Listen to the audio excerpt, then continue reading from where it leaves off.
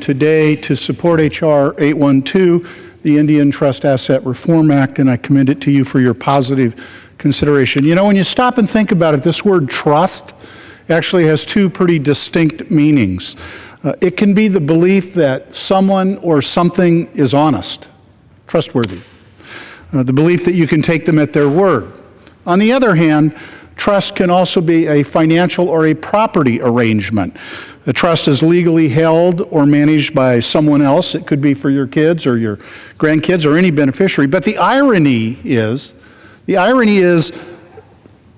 a trust in the property management sense is that often arises out of a lack of trust, as in honesty, when it comes to the person or source receiving the money. It's not a check handed over.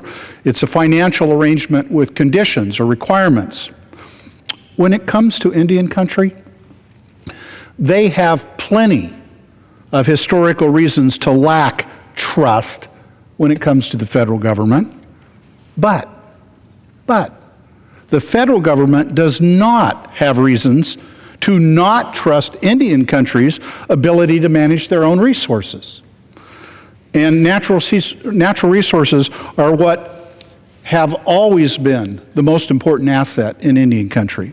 So the Indian Trust Asset Reform Act is based on the simple notion that Indian country prospers when tribes have the opportunity to make their own decisions and chart their own paths. This is what self-determination looks like. This is what sovereignty looks like. Many tribes, particularly those in my home state of Washington, are among the largest employers and natural resource managers in the entire region. Tribes in the Pacific Northwest have an abundance of trust resources on their land, from timber to rangeland to fishery resources. These tribes count on the ability to make decisions quickly, to adjust to changing circumstances, and to maintain vibrant communities for their members in the region as a whole. H.R. 812 advances this idea by giving tribes new authority to propose and enter into plans, management plans with the Department of Interior, plans that put the tribes in the driver's seat. H.R. 812 also returns more control to tribal members, who are often frustrated by, as has been noted earlier, years-long delays that they must go through in obtaining federal approval to sell or lease or otherwise manage their trust land. H.R. 812 would give individuals and tribes a new option to complete these transactions without having to wait for the Department of Interior to go through all that lengthy review and approval process. Accordingly, it will save time, it will save money, but most importantly, it will allow the tribes to make their own decisions about how to use their historic lands. When we find common sense fixes like this, we restore some of the trust in the first meaning of the word and build upon the trust that is already there. 27 years ago, if I may make a personal note, I had the privilege to join the office of Governor Booth Gardner in a role that would quickly become Chief of Staff. And fairly shortly, we signed off on a document known as the Centennial Accord. My good friend and colleague from Washington State will recall it well.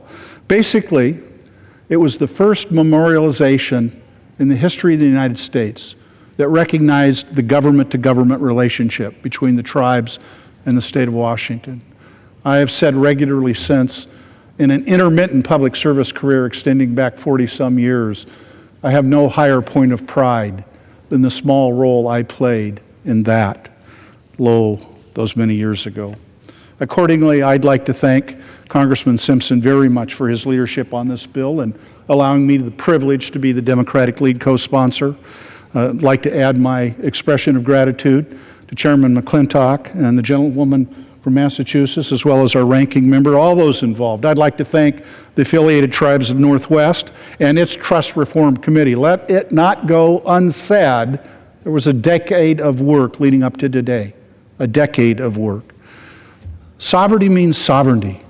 Government to government means just exactly that. And the fact of the matter is we have a moral and a legal and sometimes a treaty obligation to fulfill that government to government relationship. It is the right thing to do, and it is in that spirit that I submit H.R. 812 for your favorable consideration. And with that, Mr. Speaker, thank you very much, and I yield back the balance of my time. Gentleman yields back. Gentlewoman's recognized. I reserve the balance of my time. Gentlewoman reserves. The gentleman from California is recognized. Mr. Speaker, I'm pleased to yield such time as he may consume.